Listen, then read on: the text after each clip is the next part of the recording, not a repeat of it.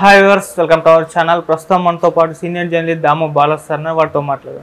నమస్కారం సార్. నమస్తే సార్, ఈ పథకాలకు నిధులు విడుదల చేయొద్దని చెప్పేసి కేంద్ర ఎన్నికల సంఘం జగన్మోహన్ రెడ్డి గారిని ఆదేశించడం చూస్తాం కదా.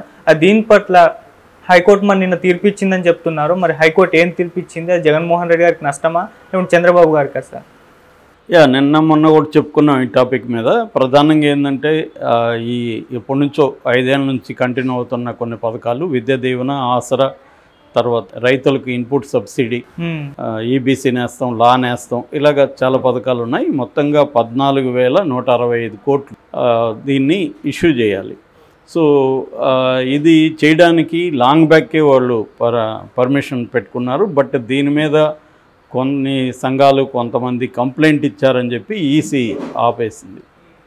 దాంతో కొంతమంది మహిళలు, రైతులు కోర్టుకు వెళ్ళారు. నిజానికి వాళ్ళు మహిళలు, రైతులు అంటే వైసీపీనే వాళ్ళ దగ్గర వేయించింది. లబ్ధిదారులు మాకు రావాల్సింది ఈసీ ఆపడానికి కరెక్ట్ కాదు అనేది వెళ్ళారు. కోర్టు దాన్ని ఇచ్చేసి నిన్న విచారణకి ఆదేశించి నిన్న విచారణ జరిగింది కోర్టులో.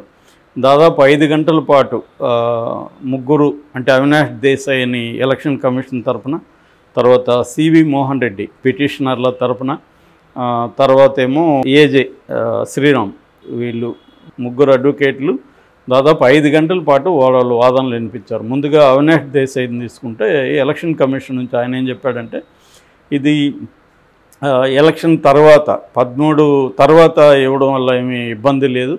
సో ఇది ముందుగా ఇవ్వాల్సిన అవసరం లేదు, వీళ్ళు కావాలనే దీన్ని ఆపి ఎన్నికల ముందు ఇస్తున్నారు, ఇది కంప్లైంట్లు వచ్చాయి మాకు. అట్లాగే ఇది లెవెల్ ప్లేయింగ్ గ్రౌండ్కి వ్యతిరేకం. దీన్ని వేయడం వల్ల ఈ అధికారంలో ఉన్న పార్టీకి లబ్ధిదారులు మద్దతు పలికే అవకాశం ఉంది, అది కరెక్ట్ కాదు. రెండోది ఏంటంటే, పాత పథకాలకి ఎలక్షన్ కోడ్ వర్తించదని వీళ్ళు చెప్తున్నారు. ఎలక్షన్ కోడ్ దానికి కూడా వర్తిస్తుంది. మేము within the election code rules ప్రకారమే దీన్ని ఆపాము అనేది ఎన్నికల కమిషన్ తరపున ఆయన మాట్లాడారు, అవినాష్ దేశాయ్. అయితే మోహన్ రెడ్డి పిటిషన్ తరపున ఏం ఆర్గ్యూ చేశారంటే, ఇవి ఇప్పుడు వరకు 4.5 ఏళ్ళుగా ఇస్తున్నప్పుడు లేని ప్రభుత్వ ప్రో గవర్నమెంట్ అభిప్రాయాలు ఇప్పుడు ఈ ఒక్కసారికి మారిపోతుందా? ఈ ఒక్కసారికి మారదు కదా, ఎప్పటి నుంచో ఇస్తున్నారు. తర్వాత సకాలంలో ఇవ్వలేదంటున్నారు.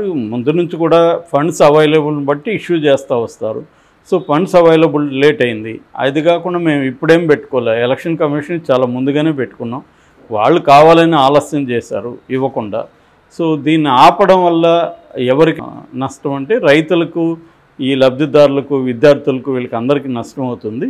సో ఇప్పటికీ లేట్ అయింది కాబట్టి ఖచ్చితంగా ఇవ్వాల్సి ఉంది. ఇవ్వడం వల్ల కొత్తగా వచ్చే లెవెల్ ప్లేయింగ్ గ్రౌండ్ అనే ఇది రాదు అని చెప్పి ఎగ్జాంపుల్స్కి లాస్ట్ ఎన్నికల్లో పసుపు కుంకుమ విషయంలో ఎలక్షన్ కమిషన్ వాళ్ళకి ఇచ్చింది. దానికి కారణం వాళ్ళు ఏం చెప్పిందంటే, ఎన్నికల కోడ్కు ముందుగానే ఇది అనౌన్స్ అయింది కాబట్టి మేము ఓకే చేసామని ఢిల్లీ హైకోర్టులో కూడా ఎలక్షన్ కమిషన్ అఫిడవిట్లో సబ్మిట్ చేసింది. మరి అదే రూల్ దీనికి ఎందుకు వర్తించదు? మేము కూడా ఇది ఎప్పటి నుంచో కొనసాగిస్తున్న పథకం, ఈ పథకం మాకు ఇప్పుడు ఎందుకు ఇవ్వరు, అప్పుడు చంద్రబాబుకి ఎందుకు ఇచ్చారు, ఇప్పుడు మాకు ఎందుకు ఇవ్వరు అనేది లబ్ధిదారుల తరపున సివి మోహన్ రెడ్డి ఆర్గ్యూ చేశాడు. అట్లాగే గవర్నమెంట్ తరపున కూడా ఏజీ శ్రీరామ్ కూడా ఆయన కూడా సిమిలర్ వాదనని చేశాడు. సో ఇది ఎప్పటి నుంచో మేము రెడీగా డబ్బులు ఉన్నా కూడా ఎన్నికల కమిషన్ ఇవ్వలేదు, అంతకుముందు వేయడానికి గవర్నమెంట్ దగ్గర ఫండ్స్ లేవు, ఫండ్స్ ఉన్నప్పుడు వేసుకుంటూ వస్తున్నాము, అది రెగ్యులర్గా జరిగే ప్రాసెస్. ఒక్కోసారి ఫండ్స్ తీసుకురావడం లేట్ అవుతుంది.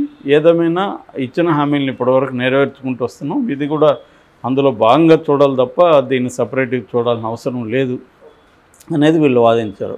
సో ముగ్గురి వాదనలో దాదాపు 5 గంటల తర్వాత తీర్పుని రిజర్వ్ చేశారు జడ్జి. చేసిన తర్వాత బుప్పొడి కృష్ణమోహన్ జడ్జి పేరు. సో ఈ నైట్ 10:20కి తీర్పు ఇచ్చారు. ఆ తీర్పు ఏంటంటే, ఎలక్షన్ కమిషన్ ఇచ్చిన ఆదేశాలు ఏవైతే ఉన్నాయో ఆ ఆదేశాలని అబేయన్స్లో పెట్టారు. అబేయన్స్ అంటే తాత్కాలికంగా స్టే అన్నట్టు, నిలుపుదల. సో టెంపరీ నిలుపుదల అంటే 1 డే, ఈరోజు ఫండ్స్ వేసేయచ్చు, రేపటి నుంచి వేయొద్దని చెప్పారు. సో ఓవరాల్గా వేసేయచ్చు అనేది మనకి ఎసెన్స్ ఇక్కడ. సో పథకాలు ఈరోజు అమౌంట్ రిలీజ్ అవుతాయి, బట్ కొన్ని కండిషన్లు కూడా కృష్ణమోహన్ జడ్జి గారు పెట్టారు. అదేంటంటే ఇది ఓన్లీ అధికారుల ఆధ్వర్యంలో మాత్రం జరగాల, ఎక్కడ కూడా రాజకీయ నాయకులు కానీ గవర్నమెంట్లో ఉండే మంత్రులు కానీ వీళ్ళెవరూ కూడా ఇన్వాల్వ్ కాకూడదు దీంట్లో.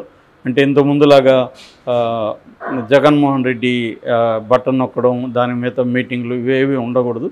అట్లాగే దీని మీద టీవీల్లో కానీ లేకపోతే సోషల్ మీడియాలో ఎక్కడ కూడా ప్రచారం అనేది చేయకూడదు.